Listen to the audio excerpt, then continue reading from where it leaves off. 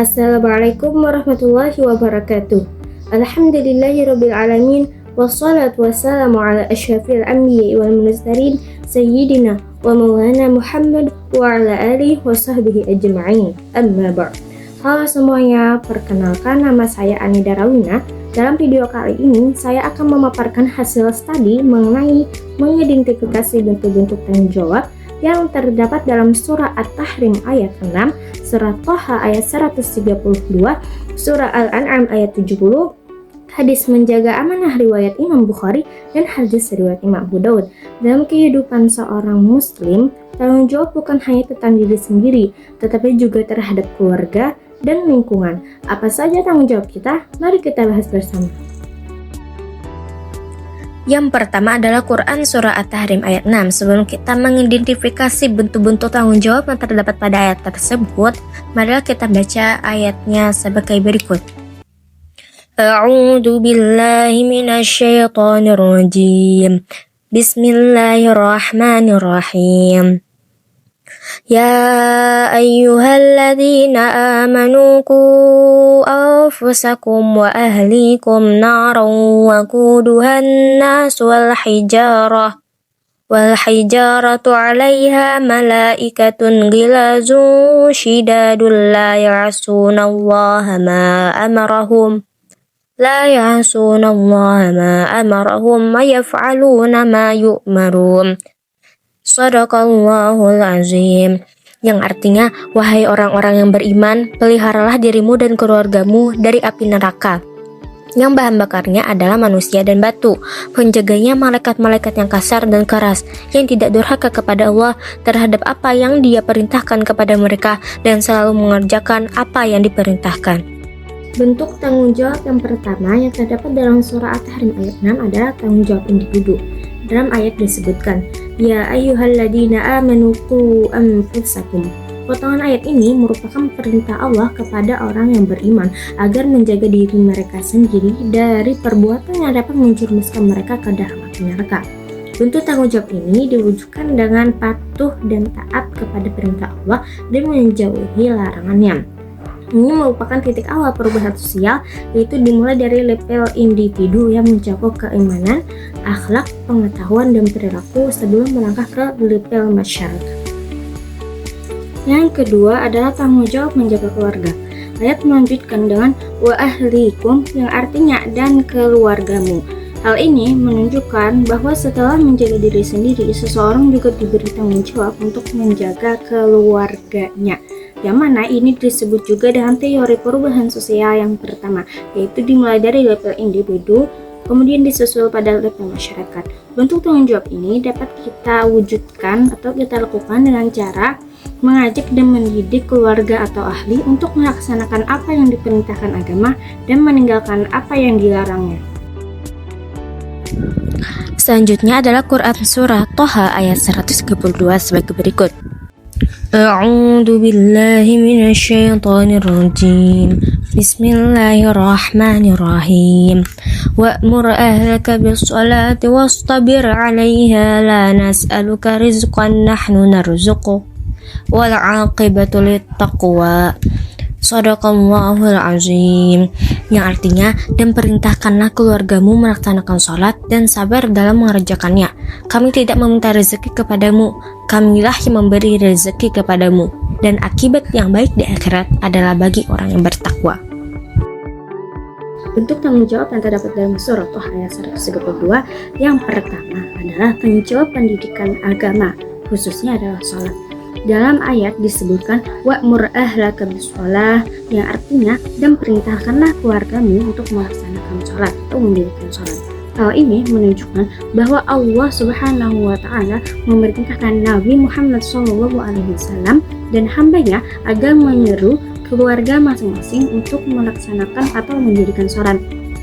Bentuk tanggung jawab ini dapat diwujudkan dengan cara mendidik, mengajak, dan memastikan anggota keluarga melaksanakan sholat dengan baik. Yang kedua adalah bentuk tanggung jawab keteladanan dan kesabaran. Dalam ayat disebutkan wastabir 'alaiha, yang artinya dan bersabarlah dalam melaksanakannya, yakni melaksanakan sholat. Hal ini menunjukkan bahwa dalam mendidik keluarga kita harus memiliki kesabaran dan keteladanan yang baik, tidak marah dan tidak putus asa. Bentuk tanggung jawab ini dapat diwujudkan dengan cara bersabar dan istiqomah dalam mendidik, menegur, dan membimbing keluarga untuk melaksanakan sholat. Yang ketiga adalah tanggung jawab menjaga keluarga. Hal ini menunjukkan bahwa kita harus menjaga keluarga kita agar tidak tergiur oleh kenikmatan ataupun kekayaan dunia, khususnya yang dapat melalaikan kita dari ketaatan kepada Allah. Karena pada hakikatnya semua nikmat itu datangnya dari Allah. Oleh karena itu, kita harus mengajak keluarga kita agar lebih mengutamakan akhirat daripada dunia. Selanjutnya adalah surah Al-An'am ayat 70 sebagai berikut. A'udzu billahi minasyaitonir rajim. Bismillahirrahmanirrahim.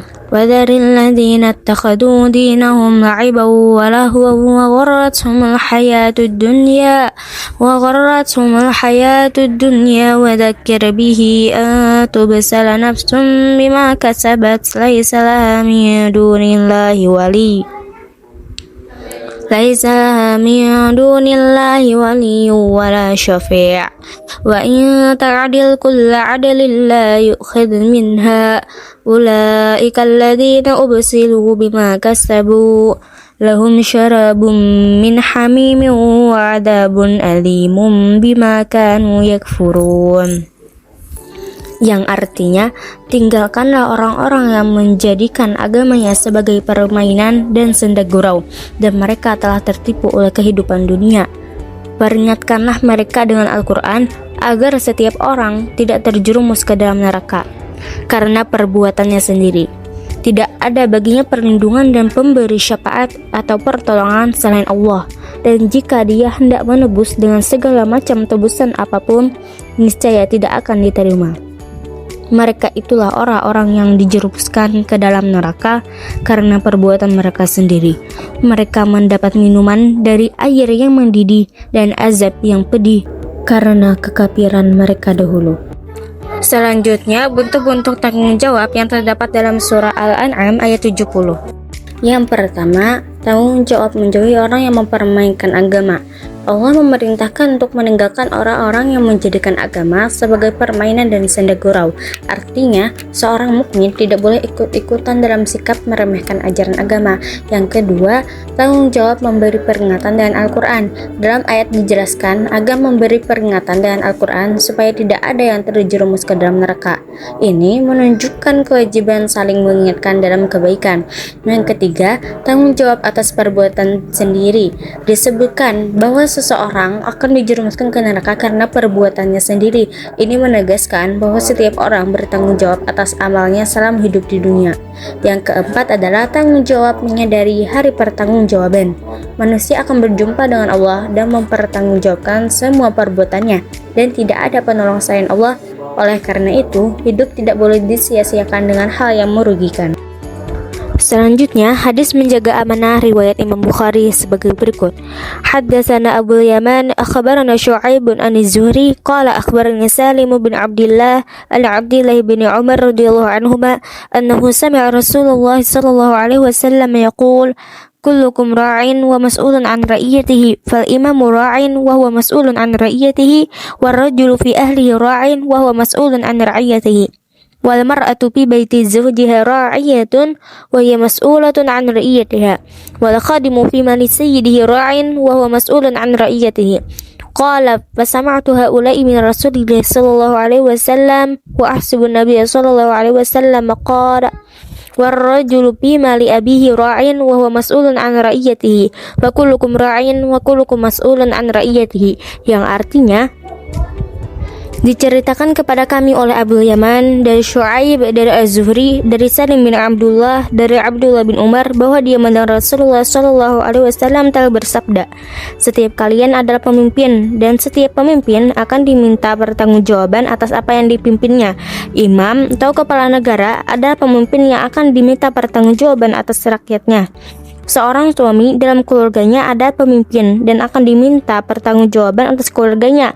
Seorang istri ada pemimpin di dalam urusan rumah tangga suaminya dan akan diminta pertanggungjawaban atas urusan rumah tangga tersebut. Seorang pembantu adalah pemimpin dalam urusan harta tuannya dan akan diminta pertanggungjawaban atas urusan tanggung jawabnya tersebut. Hadits riwayat Bukhari. Bentuk-bentuk tanggung jawab berdasarkan hadis menjaga amanah riwayat Imam Bukhari adalah sebagai berikut. Yang pertama adalah tanggung jawab pribadi, yaitu setiap manusia diberi tugas untuk menjaga dirinya sendiri. Kemudian tanggung jawab pemimpin agama atau imam yang bertugas untuk memimpin rakyatnya. Lalu tanggung jawab suami yaitu bertugas memimpin dan menjaga istrinya, dan tanggung jawab istri diberi amanat untuk memimpin atau mengurus anak-anak suaminya, yaitu lebih tepatnya rumah tangga dan anak. Kemudian ada juga tanggung jawab pembantu, yaitu diberi tugas menjaga harta atau kekayaan tuannya. Kemudian yaitu tanggung jawab anak, yakni diberi tugas menjaga kekayaan orang tuanya.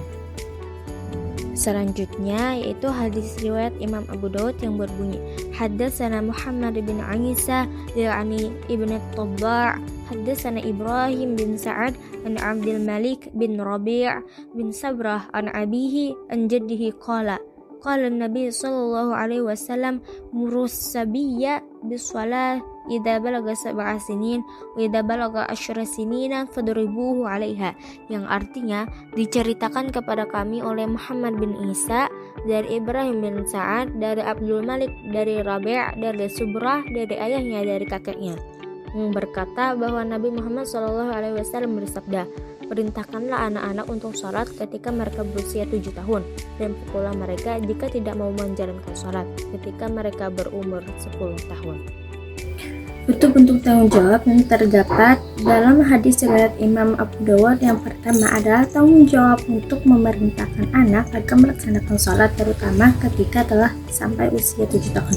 Yang kedua adalah tanggung jawab mendidik dengan disiplin, yaitu memberikan tindakan tegas yang mendidik ketika anak berusia 10 tahun jika tidak melaksanakan sholat atau jika meninggalkan sholat dengan tindakan yang tidak mengikuti.